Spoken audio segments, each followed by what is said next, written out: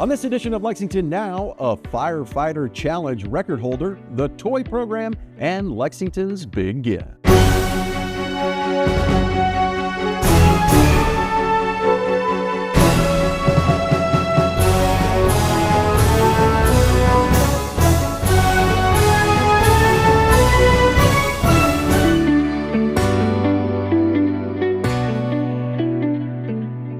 I'm Neil Noah, and welcome to Lexington Now for the week of November 17th, 2025.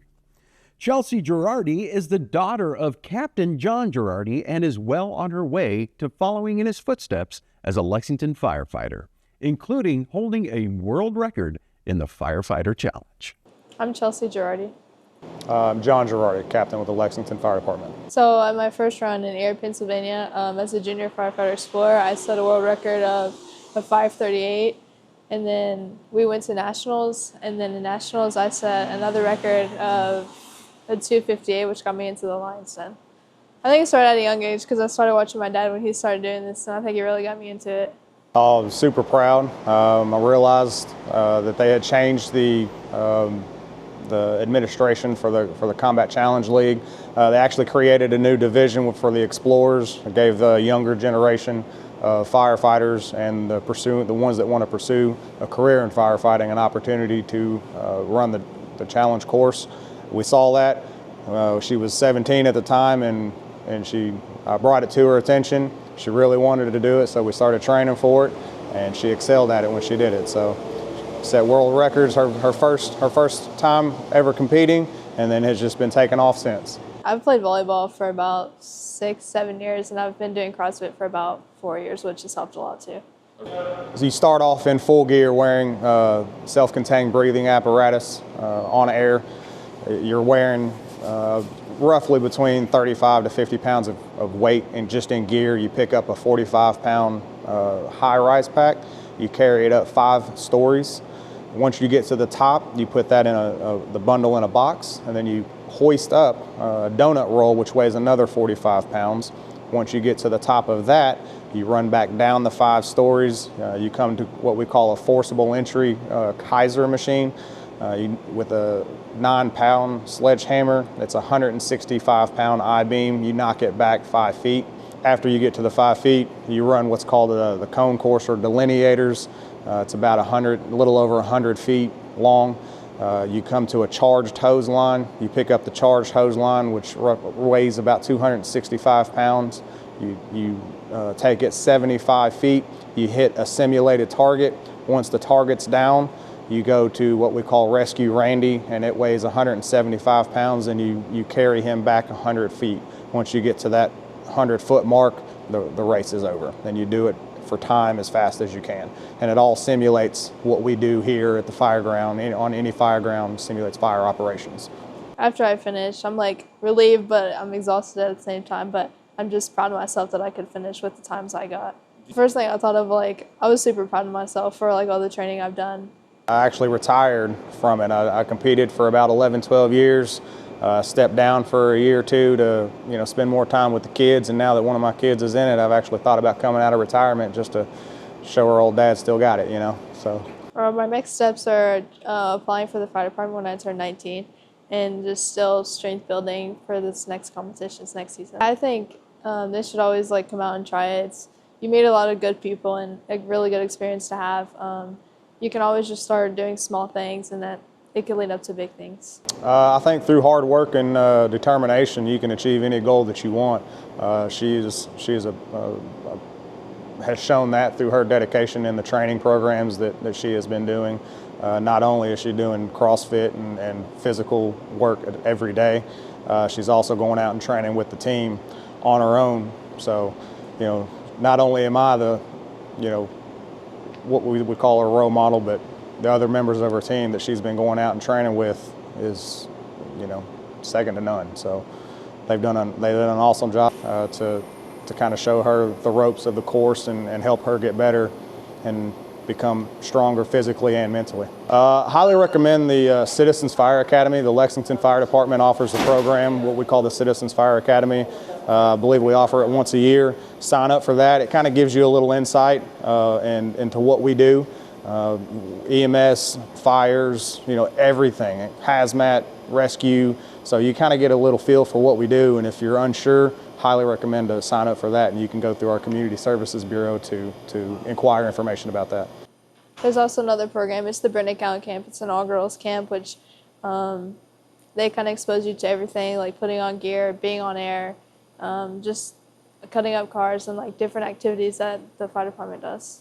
Last question. If both of you ran the course right now, who's going to win? Me. Probably her. Lexington Fire Department's annual toy drive is up and running, and here's how you can be a part of it. Each holiday season, the men and women of the Lexington Fire Department come together for one mission, outside and beyond emergency response. That mission is to bring hope and happiness to children across our community. It's only through the generosity of our residents, our local businesses, and community partners that we can meet that mission through the annual Firefighter Toy Drive. This program embodies the true meaning of community and what makes Lexington special, and that's neighbors helping neighbors. So we're excited to announce today that all Lexington fire stations are a collective point for our toy drive, also for the Lexington Big Give food drive. We'd also like to encourage everyone that can to donate, because together we can make a real difference. Sign-ups will begin Monday, a week from today, on November the 10th, and they will run through the following week from that day, Tuesday, where we'll have makeup days those last few days. Those will be posted on our website and our Facebook page. As the chief mentioned, all 24 stations are a drop-off location. If you see here next to me, we have a special Herbie that will be out in front of each station. This was so that our toys would stay clean and dry, and if you don't see the fire trucks inside the station, that means that they're out on a run, and this is an opportunity for you to be able to drop those in. They stay safe, and they'll bring them in. If you notice, there's a sign on the front that says that we're looking for new unwrapped toys, so you can get a new unwrapped toy, drop it off as part of your family tradition to any of our fire stations. We also are utilizing stations 15 and 21. Station 15 is out at Shilto Park, and Station 21 is off Maple Leaf Drive, which are close to our two shopping districts.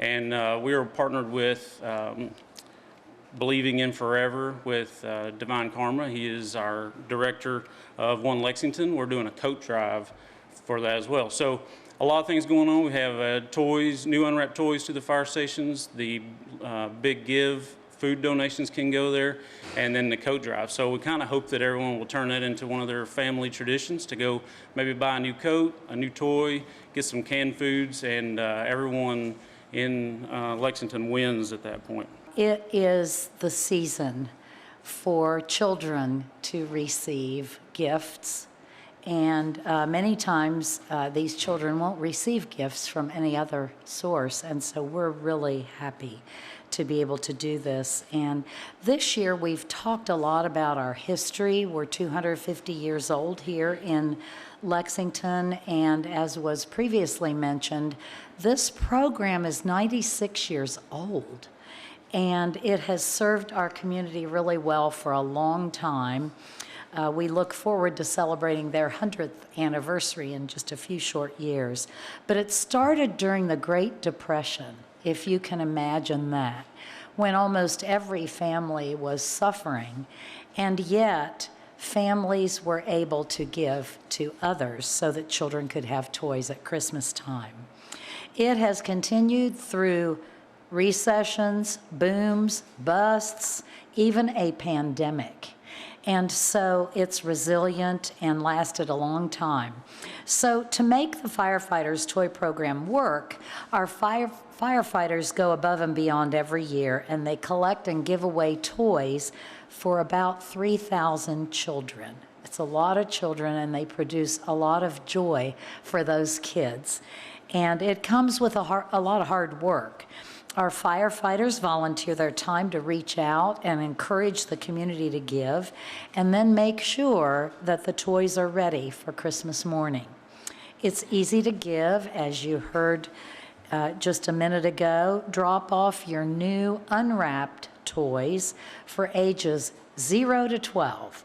And that can be at any fire station. And I want to congratulate our firefighters and thank also the generous businesses, the citizens, the churches, the community groups who donate toys. Now, this is the most exciting part for me because I'm going to start by donating the first toy to Assistant Chief Harris and Lieutenant McFarland and the FOF. And of course, you probably know what it's going to be, but here it is. It's a nice big fire engine. Congratulations. Thank you very much. Thank you.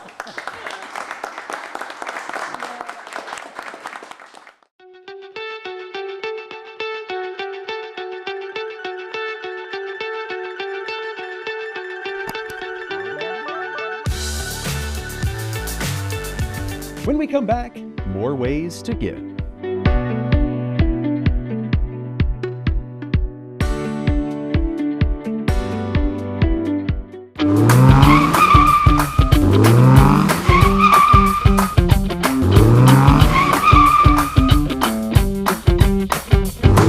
Hello, I'm Lieutenant Chris Van Brackle with the Lexington Police Department Traffic Unit.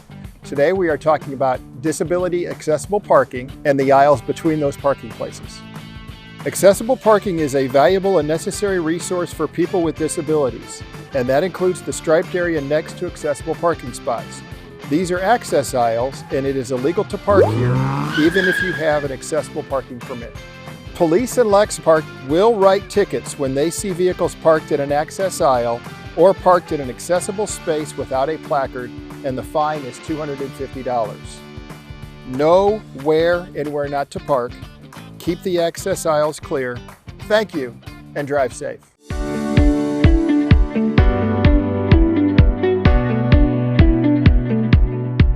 Welcome back to Lexington Now. Lexington's Big Give is looking to end hunger in the city, and it is simple to help. Just 1 week ago, during one of my regular leadership meetings with my commissioners, Casey Allen Bryant, Commissioner of Social Services, shared concerns raised by Family Care Center families and staff about the limits of food assistance programs. As we talked, the idea of organizing a citywide effort to support these families and others began to take shape. Since then, we have been working diligently, adding partners across our community to bring Lexington's Big Give to life. As mayor, I naturally want to ensure the programs and facilities our city runs are supported, that those who rely on them receive the services they need. That's why our initial focus was getting nutritious food to the families served by the Family Care Center. However, I recognize that many other families all across our community need our help. There are many families who need food assistance, and we need to pitch in. Today, we're not just collecting food, we're collecting hope. Each can, each box, each donation you see here represents compassion in action. For a family facing tough times, a bag of groceries means more than just a meal. It means relief. It means comfort. It means knowing that their community sees them and cares. That's what Lexington's Big Give is all about. Neighbors helping neighbors, coming together to make sure no one in our city has to go hungry. Initiatives like this one directly support our local programs, including the Family Care Center, which provides education, childcare, and vital resources to help parents and families thrive.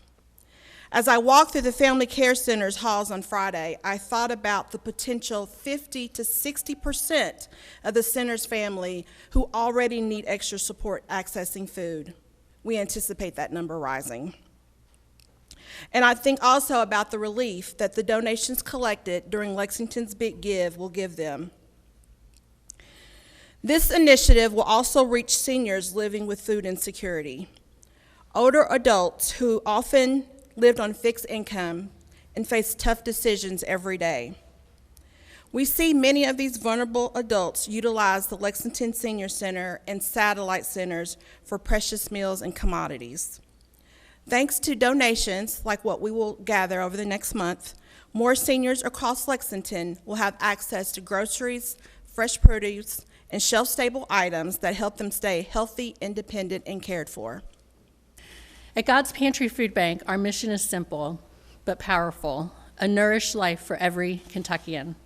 That vision has guided our work since 1955, when our founder, Mem Hunt, began filling her station wagon with food, clothing, and bedding to help neighbors in need. We are hearing from families who have never needed help before, parents who are skipping meals so their children can eat, seniors who are stretching every dollar, and workers who are suddenly without a paycheck due to the government shutdown. The uncertainty is real, and the fear is growing. For many, the question isn't what's for dinner, it's will there be dinner at all? But in the face of these challenges, we see something powerful. Community, volunteers, donors, and partners are coming together to make sure no one goes hungry. We are inspired by the generosity and compassion we see every day. That's why Lexington's Big Give is so important. It's a chance for all of us to come together to give big, to care big, and to make a big difference. Whether you donate food or make a financial gift, your support helps us provide meals, hope, and stability to our neighbors. Starting today, November 3rd, and running until December 2nd, Lexington's Big Give will be collecting shelf-stable food. We all know what that is, things that don't go bad because they're packaged, cans and other ways. And we have nearly 40 donation sites across Fayette County. Look for barrels and collection boxes at every fire station, police headquarters, and all roll call centers, God's Pantry Food Bank locations, the Lexington Senior Center, the Family Care Center, the Government Center here and at the Phoenix Building, the Fayette County Sheriff's Office, and the Fayette County Clerk's Office. We have a full list of all locations, including an online interactive map and a link to support financially God's Pantry, and you can all find them on our city's website, lexingtonky.gov. Molly Thompson joins us with this weekend's events. Hey Lexington, I'm Molly in the Public Information Office, and here's some upcoming events this weekend in Lexington and Fayette County.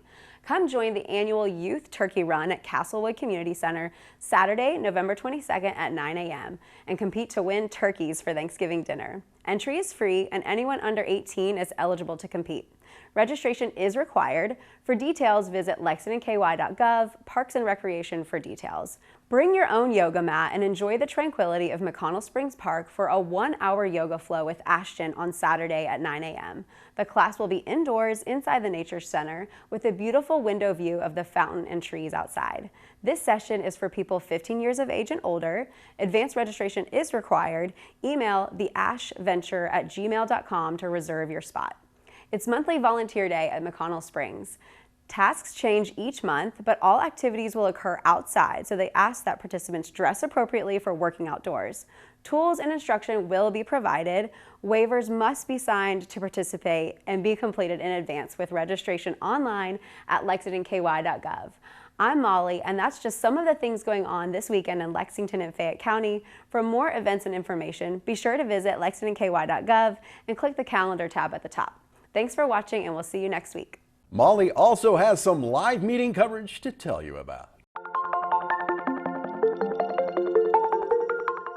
Hey there, I'm Molly from the Public Information Office. Here's our live meeting schedule this week, November 17th, for Lex TV. Remember, you can watch all of our live meeting coverage on Lex TV channel 185 and always online at lexingtonky.gov. First up on Tuesday, November 18th at 1:30 p.m., it's the Environmental Quality and Public Works meeting in the Council Chambers downtown, located at 200 East Main Street, followed by a council work session at 3 p.m., and later that evening at 5 p.m., it's a special council meeting. And on Wednesday, it's a day full of live meetings, beginning with the Board of Architectural Review at 4 on our YouTube channel, and it's followed by a special council meeting regarding a zone change at 5 p.m. On Thursday at 1:30, watch the Planning Commission, followed by a council meeting later at 6 p.m. That's our current live meeting schedule for Lex TV for the week of November 17th. Watch all of our meeting coverage on Lex TV channel 185 or always online at lexingtonky.gov and click the Lex TV tab at the top. I'm Molly, and we'll see you next time. That's all for now, but as always, you can keep up with us on social media. Check out the latest traffic updates on X at LexRex or catch our live traffic cams on lexingtonky.gov. For all of us at Lex TV, I'm Neil Noah, and that's it for now.